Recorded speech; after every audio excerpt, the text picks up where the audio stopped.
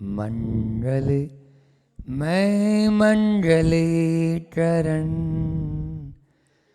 वीतराग विज्ञान नमो ताई जाते भय अरहंता दीमान जो विद्यादि सागर सुधी जो विद्यादि सागर सुधी गुरु हैं हितेशी शुद्धात्म में निरत नित्य हितोपदेशी वे पाप जिस्म ऋतु में जल हैं सयाने पूजूं उन्हें सतत केवल ज्ञान पाने वंदू उन्हें सतत केवल ज्ञान पाने। बोलिए अंजनगिरी के मूल नायक चिंतामणि पारसनाथ भगवान की, अंजनगिरी में जिनका जन्म हुआ ऐसे वीतरागी भगवान हनुमान की, परम उपकारी आचार्य गुरु और विद्यासागर जी महामुनि राज की, पूज्य मुनि श्री 108 दुर्लभ सागर जी महाराज की। श्रुत को, जिनवाणी को, आगम को आँखा, आगम चक्षु साहू, ऐसा कहा ना, ये आँखें हैं। मान लीजिए किसी के आँख नहीं हो तो क्या हालत होती है उसकी। ऐसी हालत यदि हमें यह जो थोड़ा बहुत बिल्कुल मिला है ज्ञान, उस उतने थोड़े बहुत ज्ञान से भी व्यक्ति भवसागर पार हो जाता है। होता है कि नहीं होता है? अभी जितना ज्ञान मिला उसी के आश्रय से भी वह भवसागर। इसीलिए स्वाध्याय को परम तप कहा। क्या कहा? परम तप। 6 आवश्यक होते हैं आपके। कितने आवश्यक होते हैं? कौन कौन से होते हैं?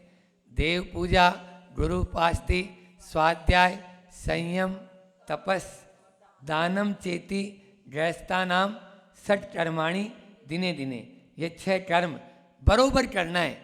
तो दान भी उसमें है। क्या बोला हमने? और स्वाध्याय भी उसमें है। ये प्रतिदिन करो। गुरु पूजा, देव की पूजा, गुरु की उपासना, ये प्रतिदिन करना है। स्वाध्याय, संयम, तप और दान। संयम और तप भी आप लोग करते ही हैं। तो इस प्रकार से दौलत राम जी ने छैडाला में बहुत अच्छी बात लिखी कि ज्ञान समान न आन जगत में सुख को कारण, यह परमामृत जन्म जरा अमृत रोग निवारण। जन्म जरा मृत्यु रोग का निवारण का कारण है कौन? ज्ञान। यदि ज्ञान है तभी तो हम आगे बढ़ पाएंगे। लेकिन प्रमाद के वश होकर हम ज्ञान अर्जन नहीं कर पाते हैं, या उस ज्ञान के ऊपर चल नहीं पाते हैं, या उस ज्ञान को अर्जन करने में भी अशुद्धि रख देते। कल श्रुत पंचमी अपन लोगों ने मनाई थी और सब लोगों ने उस श्रुत के माध्यम से संकल्प ले लेते हैं ये पाठ पढ़ना है। जितनी देर सामायिक में रहते हो फिर सामायिक का पाठ भी पढ़ते हो। तो सामायिक में भी अपन ने जो चिंतन किया, जो गाथा कारिका अपन ने उच्चारण की, उसमें अर्थ मत मात्र पाद पद वाक्य आदि भूल जाते हैं। जैसे अभी बोलते बोलते ही हमारे संचालन करता है न कि हमें लाभान्वित की जगह लोभान्वित करें। समझ में आ रहा है? तो उसमें भी उसका लोभ था, उसका ज्ञान का लोभ है, तो वो लोभान्वित होते हैं। इस प्रकार से यह है आज जो 2 कारिका अपन ले रहे हैं, ये ले लो, पेपर ले लो, आप लोग भी दे दो इनको। हाँ, बैठ जाओ। कितना अच्छा यहाँ पे लिखा है, देखो। इस सामायिक पाठ में आप लोग रोज पढ़ते हो। यदर्थ मात्रा पदवाक्यहीनम मया प्रमादा दधि दिव्यनोत्तम किंचनोत्तम तन्मे क्षमित्वा विदधातु देवी सरस्वती केवल बोध लब्धिम। अब मैं बोलूँगा, आपको दोहराना है। यदर्थ मात्रा पदवाक्यहीनम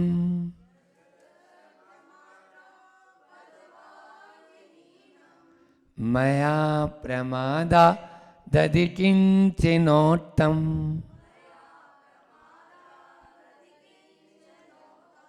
तन्मे क्षमित्वा विदधातु देवी।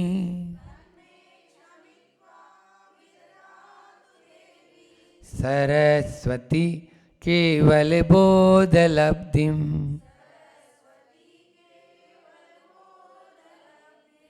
हे माँ सरस्वती, कल आए नहीं थे आप लोग, क्यों बड़वानी वालों?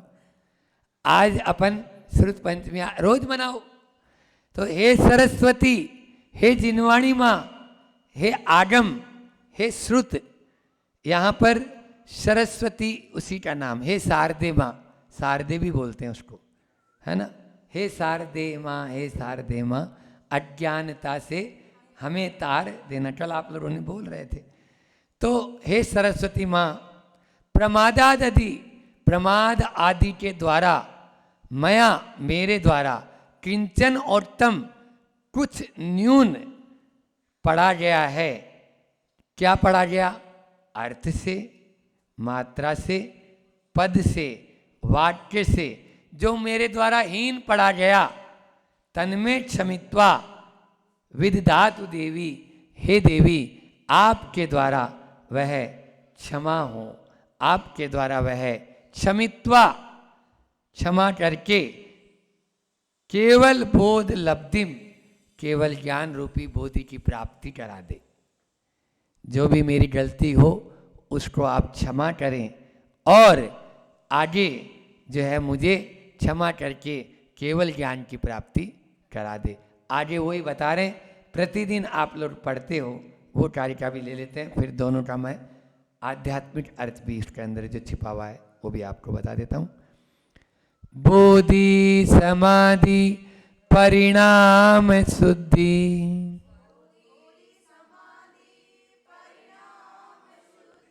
सब में विसर्ग लगा हुआ है तो थोड़ा सा हकार का उच्चारण होना चाहिए।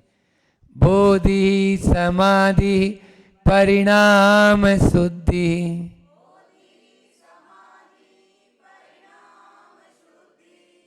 शुद्धि स्वात्मोपलब्धि शिव सौख्य सिद्धि।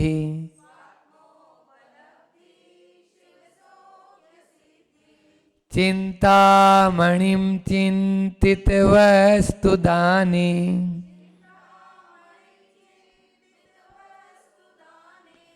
त्वां वन्द्यमान सममास्तु देवी।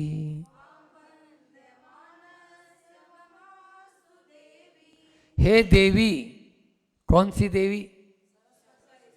हाँ, वो श्री देवी नहीं तो वहां पहुंच जाओ। क्यों हंस रही हो? हे देवी यानी हे माँ सरस्वती देवी, हे शारदा देवी, त्वाम वंद्यमानस्य, आपके वंदन करने से, आपको जो मैं वंदन करता हूँ, कैसी हैं आप? चिंतामणिम चिंतित वस्तुदाने, आप चिंतामणि के समान हैं। जो भी चिंतित करते हैं हम, जो भी हम सोचते हैं वो पूरा हो जाता है। जो भी हम कल्पना करते हैं वो पूरा करने वाली हैं। कौन? सरस्वती माँ, है ना। क्योंकि ज्ञान के द्वारा ही तो सब प्राप्ति होती है। क्या क्या प्राप्ति होती है वही बता रहे हैं यहाँ पे। 5 चीजें प्राप्त हो जाती है। कितनी चीजें? श्रुत पंचमी है ना, तो 5 चीज प्राप्त होती है। कल बोल नहीं पाए थे, समय कम था, आज बोल लेते हैं, अपना ही पूरा राज है। तो बोधि समाधि परिणाम शुद्धि स्वात्मोपलब्धि शिव सौख्य सिद्धि। गौरव भैया, ये क्रम से बढ़ते हुए है। सबसे पहले आपके द्वारा बोधि की प्राप्ति होती है। बोधि यानी रत्नत्रय की प्राप्ति। सुनो, बोधि यानी रत्नत्रय की प्राप्ति। फिर समाधि यानी रत्नत्रय की पूर्णता। समाधि यानी रत्नत्रय की पूर्णता समाधि पर जाकर होती है। अब रत्नत्रय की प्राप्ति होगी, रत्नत्रय की समाप्ति होगी कब?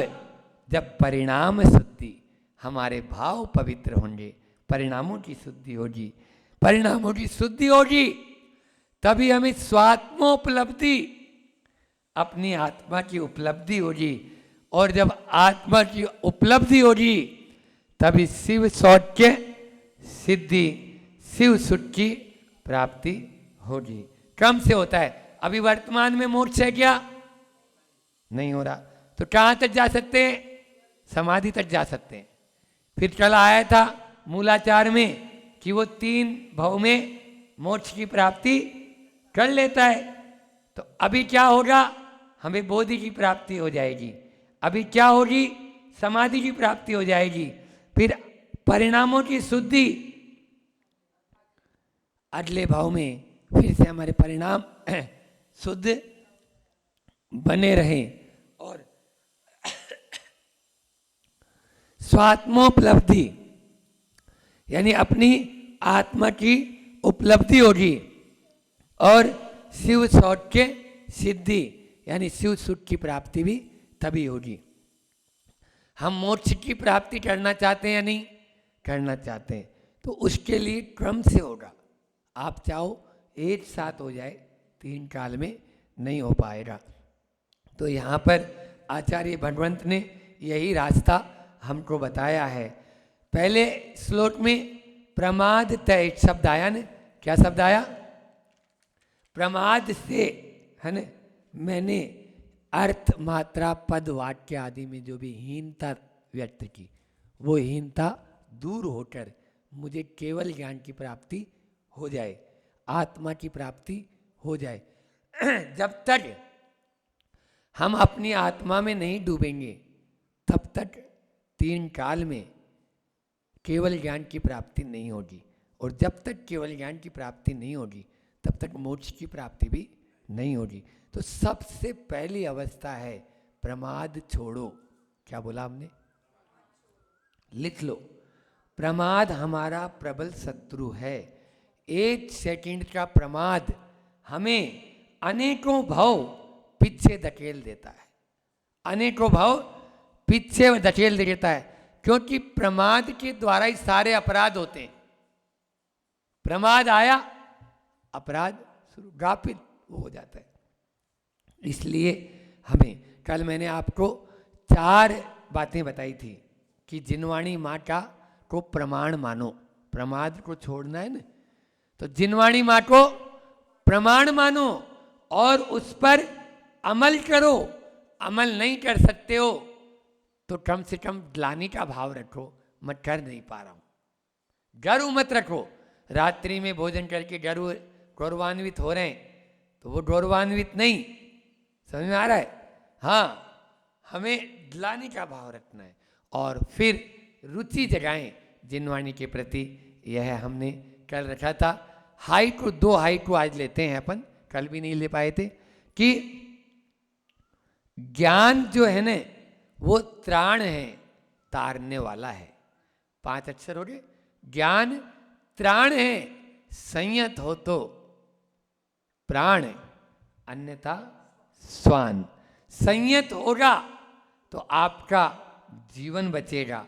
और यदि वही ज्ञान, ज्ञान सबको है, ज्ञान चींटी को भी है, ज्ञान एक तिरुले को भी है, ज्ञान एक पेड़ को भी है, लेकिन संयत ज्ञान होना जरूरी है। समझ में आ रहा है? गाड़ी चलाना जितना जरूरी है उसमें ब्रेक होना भी उतना जरूरी है। गाड़ी नहीं चलाओगे कोई बात नहीं, लेकिन ब्रेक नहीं है तो कहाँ लेके जाओगे? बोलो, प्राण बचेंगे? संयत हो तो प्राण, अन्यथा स्वान की भांति है। आचार्य श्री जी ने एक दूसरा हाइकु स्वाध्याय पे दिया। कम से कम 5 अक्षर स्वाध्याय का वर्ग हो, 7 अक्षर हो गए। स्वाध्याय का वर्ग हो, प्रयोग काल। जितनी देर हम प्रवचन सुनते हैं उसका प्रयोग भी तो होना चाहिए। जितनी देर हम पढ़ते हैं उसका प्रयोग भी तो होना चाहिए। हम प्रयोग करते नहीं।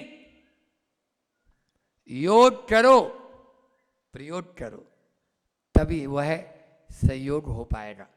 सहयोग की भावना तभी होगी नहीं तो नहीं हो पाई ना। आपका वह स्वाध्याय केवल स्वाध्याय किताबी ज्ञान रह जाएगा, ठीक है ना। एक दो संस्मरण छोटे से सुना के अपनी वाणी को विराम करेंगे, क्योंकि अभी अपन को उधर भी चलना है। आज थोड़ा सा कुछ भूमि पूजन का भी उनका कार्यक्रम रखा है उन्होंने, उसको भी देख लेते। तो मेरे संपर्क में एक बेंगलोर का युवा था, अभी नासिक रोड में आया था, पति पत्नी दोनों। उसने मेरे से IIT है वो, तो स्वाध्याय का नियम लिया, हमने दिया कि 10 मिनट भी स्वाध्याय करो लेकिन करो। उसने नियम 10 मिनट का ले लिया, अब तो वो 20-25 मिनट करने लगा, रुचि जग गई उसकी। तो वो बोलता है 1 साल बाद में आके बोलता है, महाराज जी असली पढ़ाई तो मैंने अब की है, अभी तक तो मैं यूं ही पढ़ रहा था, लौकिक पढ़ाई कर रहा था, अब पारलौकिक पढ़ाई की है। और उसमें उसको इतना इंटरेस्ट आया, हमने शुरू का यानी जैन सरस्वती, जैन तत्व विद्या यही बताते हैं, उसने वो पढ़ा और उस हिल गया अंदर से। ऐसा भी है, जैन किसे कहते हैं, जब उसने छोटी छोटी परिभाषाएं जानी उसके अंदर में इतना, अब तो वो बहुत आगे बढ़ गया। रत्नगणित श्रावकाचार्य पूरा पढ़ लिया, 6 डाला पूरी पढ़ ली घर में अपनी पत्नी और बच्चों के साथ में। ये स्वाध्याय का फल। महाराज जी अभी तक तो हमने जीवन निर्वाह के लिए पढ़ाई की थी, आज लगा कि जीवन निर्माण और जीवन का निर्वाण कैसे हो सकता है, ये स्वाध्याय के माध्यम से हमें पता लगा। ये बहुत अच्छा लड़का है वो। तो इस प्रकार से यह कर सकते हैं। दूसरा, रतन चंद जी मुत्तार जैन जगत के प्रकांड विद्वान, कई उन्होंने पुस्तकें लिखी, उनकी जीवनी आती है, मैंने उनकी स्टोरी पढ़ी। तो वो उर्दू और इंग्लिश जानते थे, हिंदी और संस्कृत बिल्कुल नहीं, कुछ भी नहीं जानते थे। लोग स्वाध्याय करते थे, छोटे थे 10-12 साल के। तो एक बार गणित में उनकी पकड़ थी थोड़ी, करना नियोग का विषय कर्मकांड चल रहा था। अब उसमें वो दादा लोग जो थे, बुजुर्ग लोग, वो उलझ गए। तो ये बोले कि हम बता देते हैं, अपन को आता है गणित, उनको आती थी, अच्छी पकड़ती। गए और उन्होंने उनकी गणित सॉल्व कर दी। तो उन बुजुर्गों को अच्छा लगा कि छोटा सा बच्चा और इसको प्रोत्साहन देना चाहिए। प्रोत्साहन मरणासन में भी प्राण फूंक देती है। बच्चों को प्रोत्साहन मिल जाए तो वो बहुत आगे बढ़ते हैं, समझ आ रहा है। तो तुरंत प्रोत्साहन दे दिया, अरे बेटा तेरे पास समय रहता है, तुम रोज आ जाया कर। आजकल के कोई दादाजी होते तो बोले जुम्मा कल का आया और आज हमें सिखाने चला, ये होता है। लेकिन उन्होंने ऐसा नहीं कहा, उन्होंने नहीं, आ जाया कर। वो रोज आते और ऐसे आए कि कई पुस्तकों का संपादन और कई पुस्तकें उन्होंने लिखी, आज हम भी पढ़ते हैं उनकी पुस्तकें। और जो कल जिसकी पूजा आप लोगों ने की थी, सठ खंडागम, उसको ताड़पत्र पे था वो, उसको जो है संपादन करने का एक पूरा का पूरा श्रेय जाता है। तो उस कमेटी को, उसमें रतन चंद जी मुत्तार को भी शामिल किया गया। इतना ज़्यादा जो ताड़पत्र पे लिखे हुए थे उसका पूरा संपादन इन्होंने किया, सठ खंडागम का, जिसको आप लोग छू भी नहीं सकते हो वो। तो ऐसे यानी जो है ना रतन, ये किसका प्रभाव है?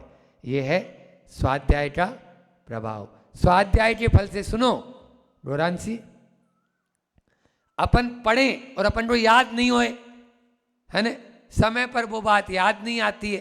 क्यों नहीं आती है? क्योंकि स्वाध्याय नहीं करते हैं। स्वाध्याय करेंगे अपन तो वो बात हमेशा समय पर याद आएगी। सुधा सागर जी बोलते हैं समय पर याद आना है तो स्वाध्याय करो। तो आज अपन ने ये 2 हाइकू भी अपन ने लिया कि ज्ञान त्राण है, संयत हो तो प्राण, अन्यथा स्वान। और कम से कम स्वाध्याय का वर्ग हो। वर्ग का मतलब क्या होता है? वर्ग का मतलब 2 दूना 4, 4 चौक 16, 16 को गुणा करेंगे तो 296, ऐसे होना चाहिए वो मल्टीप्लाई वर्ग, समझ आ रहा है? स्क्वायर जैसे 4 की घात 4, 4 की घात 2, यानी 4 × 4, समझ आ रहा है? तो ये अपन गाय होती है ना, गाय या कोई भी पशु जानवर, तो वो चरता कितनी देर है? थोड़ी देर। और जुगाली कितनी देर करता है? पूरी रात। समझ आ रहा है? उसका मुंह चलता ही रहेगा, आप देखना। वो अंदर से एक गोला आता है। हम तो राजस्थान में उधर ऊँट वगैरह को देखते थे, तो वो ऊँट का गोला इतना बड़ा, वो ऐसे उतना गला बड़ा भी होता है उसका, तो उस गले से आता हुआ नजर आता था इतना बड़ा गोला, और फिर वो मुंह में लेके फिर उसका चर्वण करता था, फिर मटेरियल अंदर जाता था, फिर दूसरा गोला आ जाता था ऐसा। तो ऐसा ये प्रयोग होना चाहिए, प्रयोग होगा तभी हम आगे बढ़ पाएंगे, आगे बढ़ें। इसी भावना के साथ मैं अपनी वाणी को विराम देता हूँ। बोलिए अहिंसा परमो धर्म की, आचार्य गुरुवर विद्यासागर जी महामुनि राज की।